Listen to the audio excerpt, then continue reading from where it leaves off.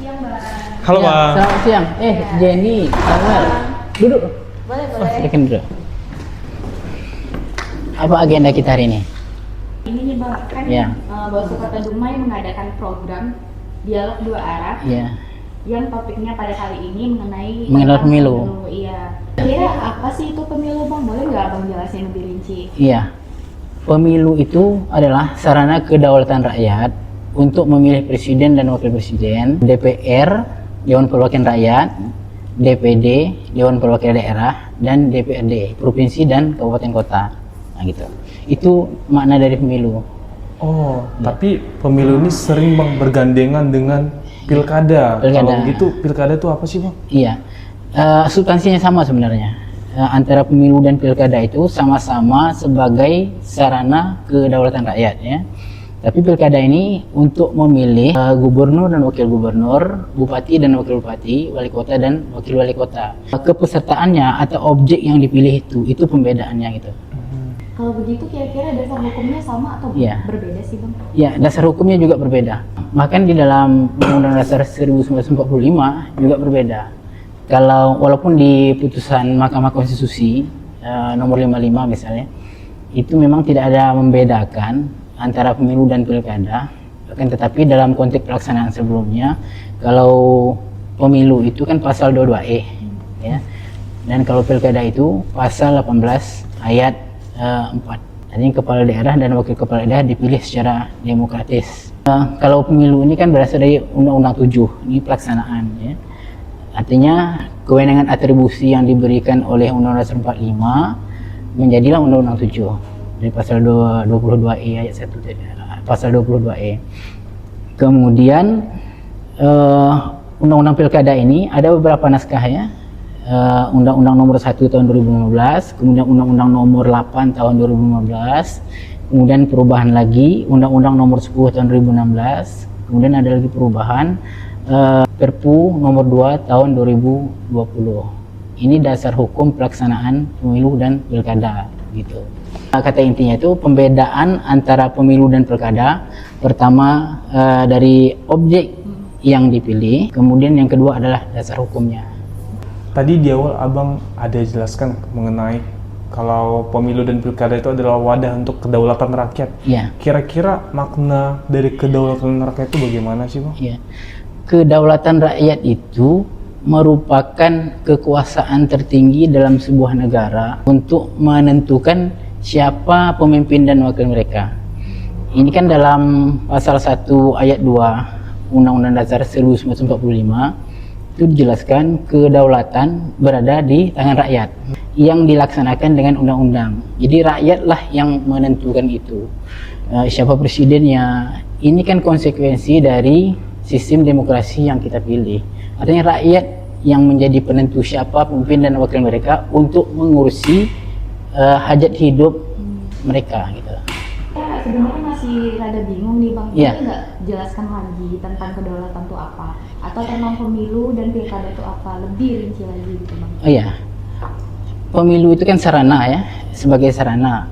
Artinya dengan ada konsep demokrasi, negara mengakui keberadaan setiap individu itu haknya sama, terutama hak politik. Kemudian karena ada pengakuan hak sama, maka di situ dinyatakan dalam Undang-Undang Dasar 1945 kedaulatan, maka rakyatlah yang memegangnya. Nah, konsekuensi dari demokrasi yang mengakui keberadaan setiap orang, hak setiap orang, menyatakan bahwanya kedaulatan mereka lah yang menentukan. Nah, artinya kalau kita menyatakan kedaulatan rakyat yang menentukan, harus ada mekanisme untuk mereka menyalurkan aspirasi tadi. Maka pemilu disebut sebagai sarana, gitu. Sarana mereka untuk menyampaikan siapa pemimpin yang bagus, siapa wakil mereka yang bagus. Kan kita tahu Indonesia ini adalah negara besar, terdiri dari berbagai puluhan ribu pulau. Jadi saya mau nanya nih Bang, kenapa sih harus ada pemilu? Ya, pemilu itu kalau kita lihat secara tujuan, ya, yang pertama untuk melaksanakan prinsip kedaulatan tadi, karena itu udah amanah dalam konstitusi kita. Kemudian yang kedua, sebagai sarana untuk menyalurkan hak politik masyarakat yang merupakan hak asasi bagi setiap orang. Mereka harus disalurkan oleh negara. Negara bertanggung jawab untuk itu. Kemudian yang ketiga, untuk merawat persatuan. Nah, kenapa untuk merawat persatuan? Pemilu ini kan salah satu manajemen konflik. Bagaimana kalau seorang pemimpin atau wakil yang hanya ditunjuk oleh sekelompok orang, nah nanti berpeluang atau berpotensi tidak disetujui oleh kelompok lain. Nah ini maksudnya manajemen konflik. Nah artinya merusak persatuan kan, untuk menjamin kesinambungan pembangunan nasional dari pemerintah periode ini ke periode berikutnya. Nah begitu. Bila tidak ada pemilu di Ya. Indonesia khususnya, bagaimana dengan Ya. negara ini? Bila tidak ada pemilu, maka kemungkinan besar Indonesia ini menganut sistem pemerintahan monarki misalnya. Monarki kan kerajaan itu, pemimpinnya dipilih secara turun-temurun. Nah, atau barangkali oligarki, dipimpin oleh sekelompok orang, atau sistem pemerintahan totaliter, dikuasai oleh sekelompok orang yang juga menguasai di semua aspek kehidupan. Nah, keberadaan masyarakat atau rakyat itu hanya nerima saja. Ini kan juga membangun ruang konflik.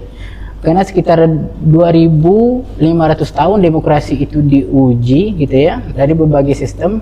Namun akhirnya umumnya negara memilih demokrasi. Artinya demokrasi itu merupakan sesuatu yang fitrah bagi setiap manusia itu. Karena setiap manusia itu ingin diakui hak keberadaannya, kebebasannya. Maka demokrasi yang mengakomodir itu.